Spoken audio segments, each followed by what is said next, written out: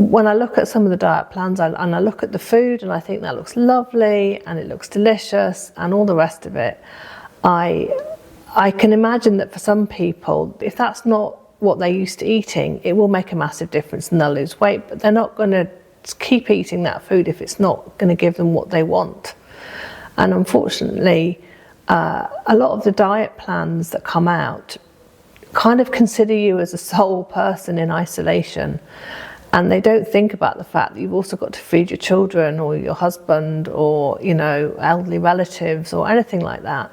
So this idea that you can just control what you're eating independent of everybody else is great, I guess, for the white men. But not so great for most women. And I think this is why a lot of women struggle, because actually they're trying to juggle so much of everybody else's needs.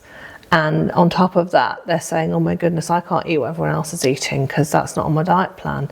And it's giving another level of conflict in the family. Food can be a very contentious issue anyway. I mean, I don't eat meat.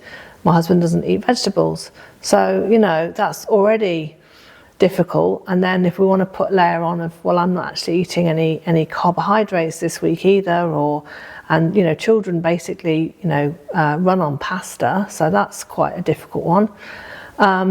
So those complexities, I think, around the family are where it kind of all falls down for me. And I know, like my first experience of dieting was my parents going on the milk diet after my dad's first heart attack. And I guess it was kind of early Atkins, because they had a pint of full fat milk a day and, you know, cream with fruit salad at the weekend and gammon. But I don't remember there being an awful lot of potatoes. But we had to kind of all adopt that as a family, really, for it to work, you know.